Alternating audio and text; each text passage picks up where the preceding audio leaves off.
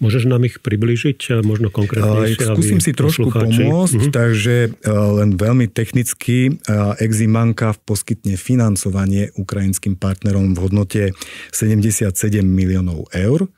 To je úver, alebo to sú úvery, ktoré pokryjú časť výstavby alebo rekonštrukcie konkrétnych jednotlivých tých projektov. Z toho 90% nám bude kryť záruka Európskej únie. Čiže my poskytneme 77, 70 je z toho prekrytých zárukou. Jedná sa o 3 projekty pre spoločnosť Ukrenergo. Ukrenergo je firma, ktorá vlastní siete energetické, čiže prenosovú sústavu a plus nejaké výrobné zdroje, to znamená elektrárne. Čiže 3 projekty pre túto spoločnosť a 1 projekt pre Ukrhydroenergo, a to je zase taká firma, ktorá vlastní vodné zdroje a vodné elektrárne. Takže 1 projekt pre túto spoločnosť. S tým, že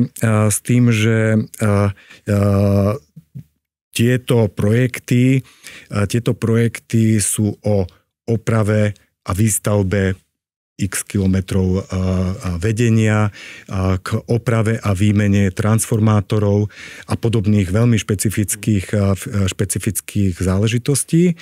A Ukr-Hydroenergo zase na jednej z vodných elektrární chce postaviť fotovoltaický a veterný park, takže jeden z tých projektov bude na tento účel. Takže do týchto víziev sa potom budú môcť prihlasovať aj slovenské firmy, ktoré... Aby som to vysvetlil, tieto zdroje majú slúžiť na výberové konania, čiže na tendre, čiže tieto 2 spoločnosti budú vypisovať tendre na dodávku a tam slovenské firmy budú môcť samozrejme sa do toho prihlásiť. Takže veľmi aktívne. Takže tam si myslím, že budeme potom realizovať veľmi proaktívnu kampaň, aby slovenské firmy o tomto vedeli, aby sme ich zapojili čo najefektívnejšie. Je to tak, skúsim veľmi len tak krížovo. Vo svete sa bežne stáva, že sa vypisujú medzinárodné tendre. Slovenské firmy sa nie veľmi často zúčastňujú takýchto tendrov, pretože o nich málo vedia. Nevedia, že kde si niekde v nejakej krajine niekto vypísal tender.